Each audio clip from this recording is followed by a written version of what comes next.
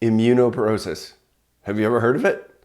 I'd be willing to put a lot of money that you probably haven't, which is unfortunate because it's the leading model in the research behind what is driving osteoporosis.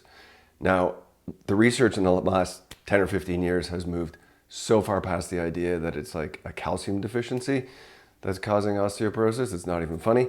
But unfortunately, most people in the healthcare field and certainly in the general population have never heard of this term called immunoporosis. So let's spend the next few minutes talking about what the latest research says about osteoporosis.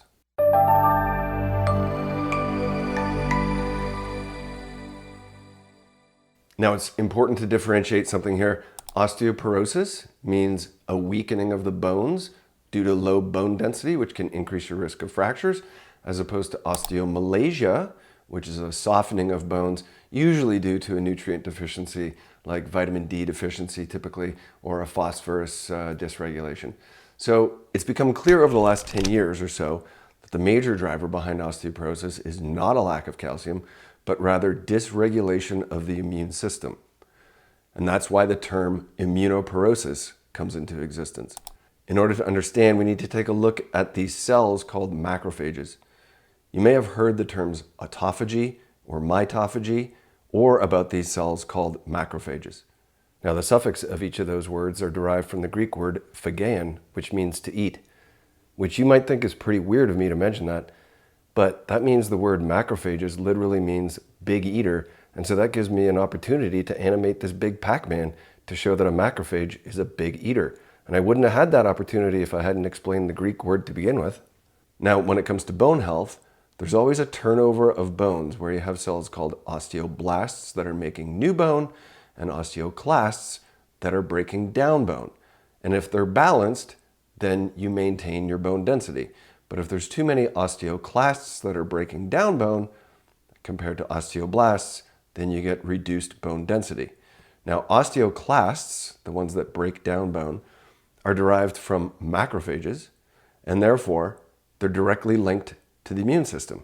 So the macrophages are part of the immune system, right? They're the big eaters for the immune system. They're the big phagocytes is what we call them. So macrophages are always maturing and differentiating into different cells. So what is the trigger that makes a macrophage differentiate into an osteoclast?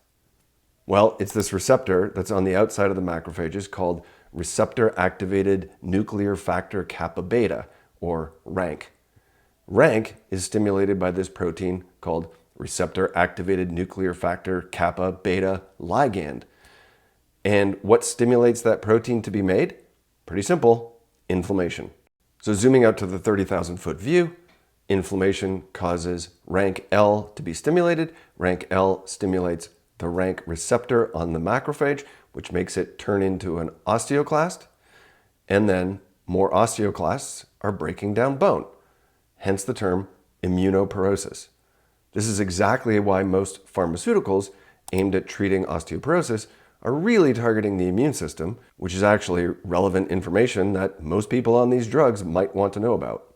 So why is osteoporosis so prevalent in postmenopausal women?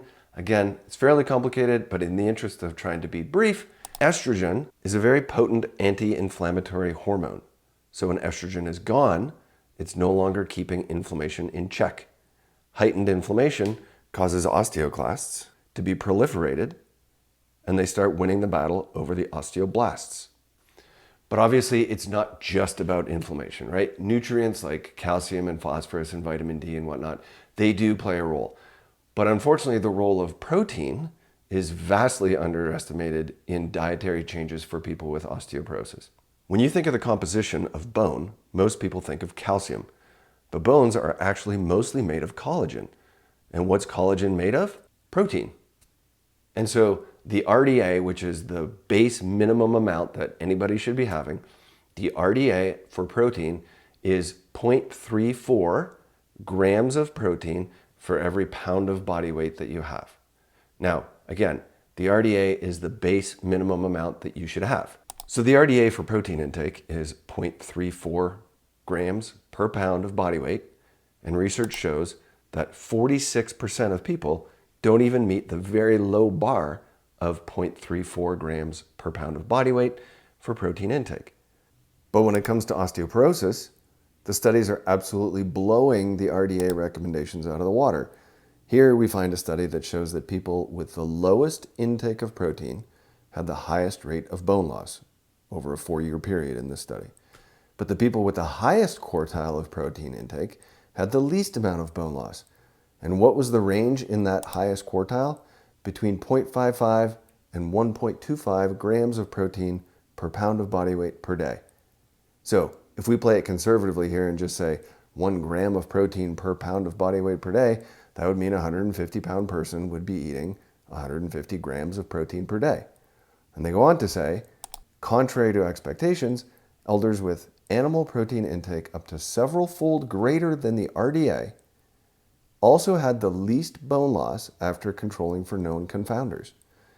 Non-animal sources of protein were not related to bone mineral density. And that correlates with other studies like this one that found, again, those with the highest intake of animal protein per day had the lowest risk of fracture, but those with the highest amount of non-animal protein actually had twice the risk of fracture. So your best sources of protein definitely come from animal products. And this is probably why we see so many studies that show a much higher level of osteoporosis in vegans and vegetarians, where intake of protein is often difficult. Now, if you have trouble tracking the amount of protein that you're eating in a day, there's a myriad of different apps out there that will help you track your macronutrients. Macronutrients are protein, fat, and carbohydrates, right? There's so many apps out there that are free that you can just track how much of those macronutrients you're having per day, so it can give you an estimate of what you need to do to adjust your diet. And last but not least, you need to give your body encouragement to want to make bone, right? That comes in the form of exercise, and the exercises that have been shown conclusively to be the best forms of exercise to stimulate bone growth is running and weightlifting. As you can see, osteoporosis does not have a singular cause of a calcium deficiency or a nutrient deficiency. It's a web of different variables, and having a univariate answer to a multivariate problem is probably not going to serve you very well. When it comes to inflammation, that's where the magic comes in as far as finding out what is driving the inflammation of the body. Maybe it's a gluten intolerance, maybe it's a gut infection, maybe you have an underlying autoimmune condition that's driving inflammation, maybe it's stress. These are the things that need to be investigated if we really want to take care of osteoporosis properly. Now, I know this is probably new information to a lot of you, so I welcome any questions or comments in the section below the video. And as always, don't forget to hit that subscribe button. Take care.